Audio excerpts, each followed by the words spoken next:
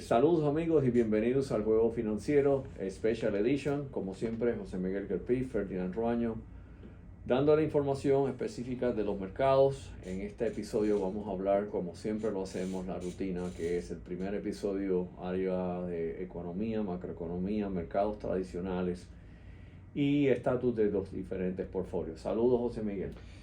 Saludos a toda la audiencia nuevamente. Gracias por acompañarnos y sintonizarnos. Ahora en inglés, en español, tenemos variaciones a petición popular, así que algo que nació en español, como mencionamos la última vez, ahora está haciendo stream en inglés también acá la audiencia en Estados Unidos que nos desea escuchar. Así que muy contento, Ferdinand, interesante lo que está sucediendo. Ya en el mes de octubre cerró un quarter más.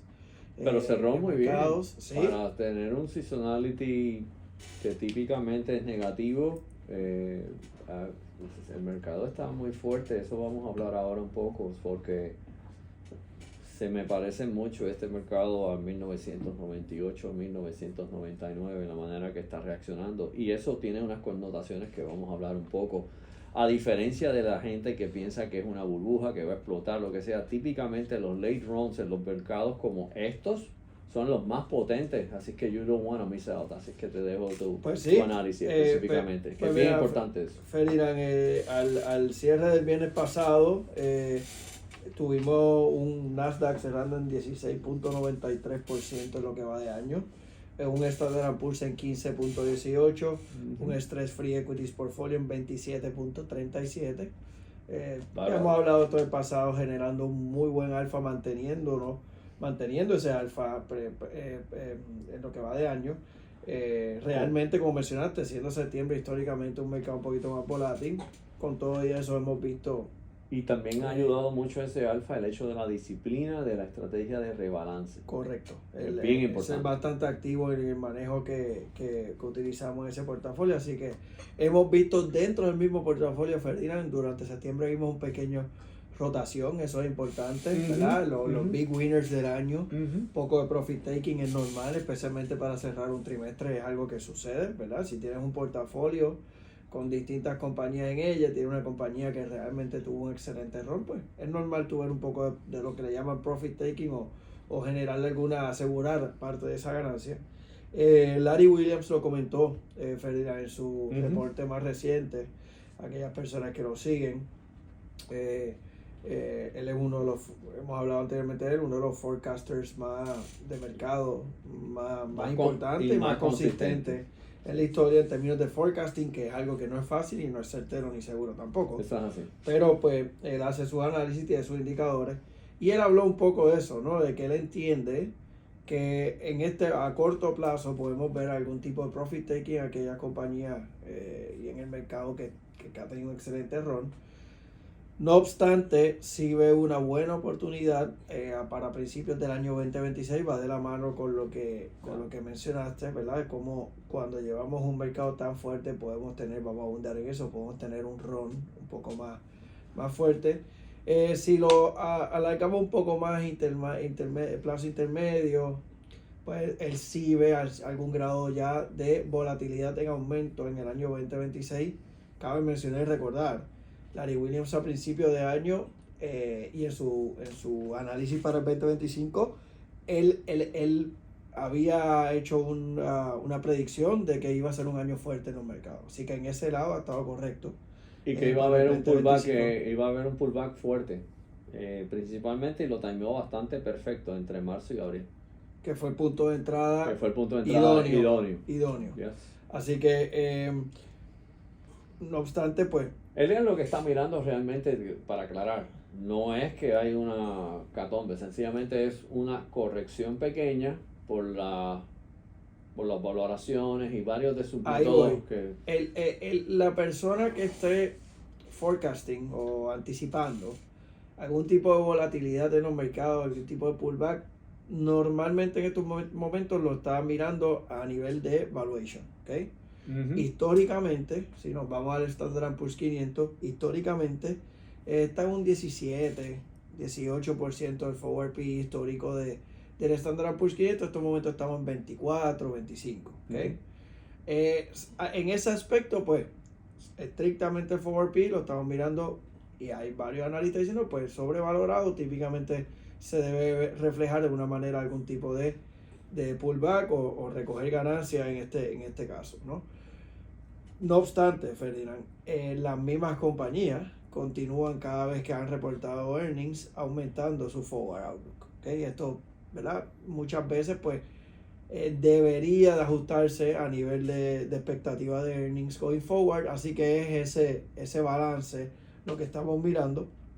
Ahora bien, sí no podemos tapar el cielo con la mano, como decimos, en el sentido de decir, pues venimos de un super run en lo que va de año, un super run el año 2024, así que Ferdinand, que históricamente, ¿no?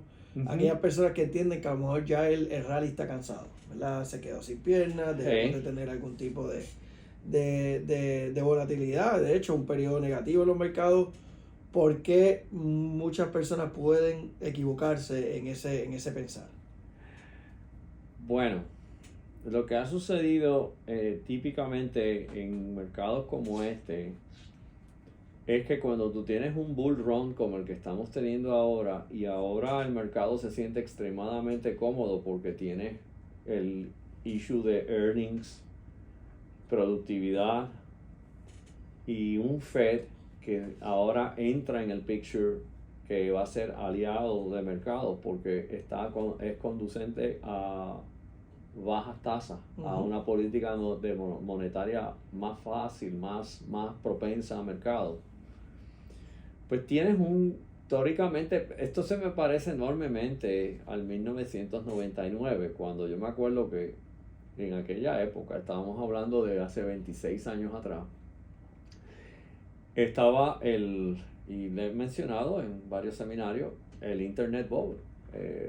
Se creó, claro, hay diferencias en este mercado, quiero aclarar, que AI tiene real earnings en proyección. Correcto.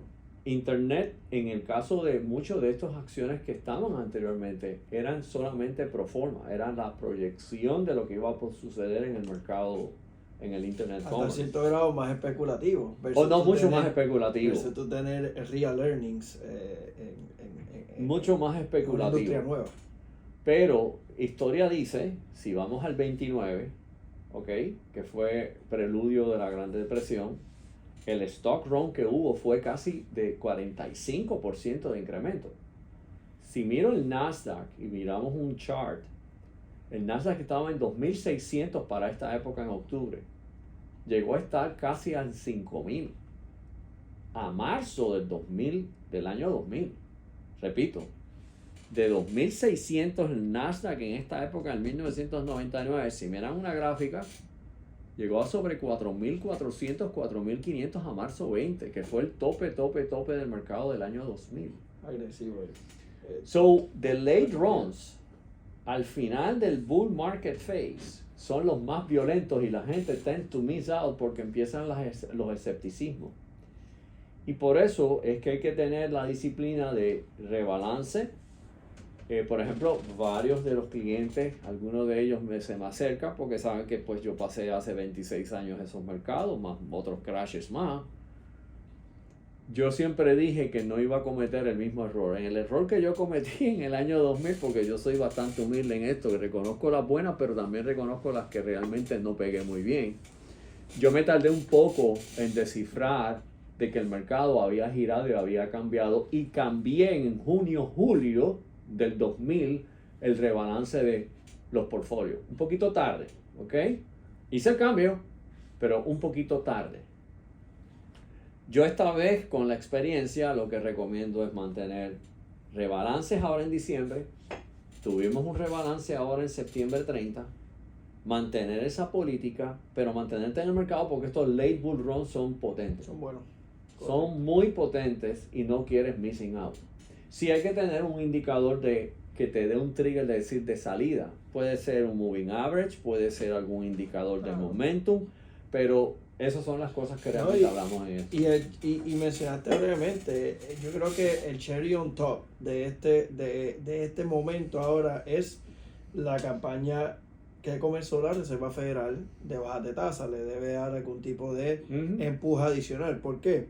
Ya tuvimos la primera baja de 0.25% en el último Fed Meeting. Ahora el 29 de octubre hay otra decisión. Actualmente Ferdinand 94% favorece el hecho de que bajen tasas nuevamente en octubre 0.25% más, Wow. acorde al Fed Funds Future en esta mañana, que lo verifiqué. ¿Te acuerdas que en el webinar de inglés que hicimos, en uno de los últimos, había varios portfolio managers, by the way, solamente para dejar a la audiencia? Nosotros éramos los únicos en real estate. Y yo creo que yo fui el único que dije que por lo menos 50 basis points de aquí a diciembre. Los demás todos dijeron, no es necesario bajar tasa. Bueno, bajamos ya 0.25. Hay 94% probabilidad, 0.25 más en octubre, y aunque no lo crea, ahora mismo favorece 83%, en 0.25 diciembre. más en diciembre. Okay. Significa que después del debate que tuvimos y el punto, ¿verdad?, donde estuvimos prácticamente todo el año, serían 75 puntos base de Que bajada. a lo mejor en uno de del los S&P. reels hacemos el debate que Eddie propuso de hacer un Sí. debate. ¿Por qué debo de bajar tasas y por qué no? Así A lo que mejor debe ser algo interesante. básicamente en Arroyo Habichuela estamos mirando que de aquí al cierre del año, estamos en octubre ya, los próximos 3 meses, medio punto más por debajo de donde estamos actualmente. Bueno, eso le va a añadir le va a añadir gasolina al fuego, ¿ok? Y nada, hay una cosa que garantizo. Dicen que hay pocas cosas seguras en la vida. Yo te diría que este está cerca de lo más seguro. Los mercados en algún momento van a correr. Ujú. Aquí el problema es que tú no sabes cuándo. Claro.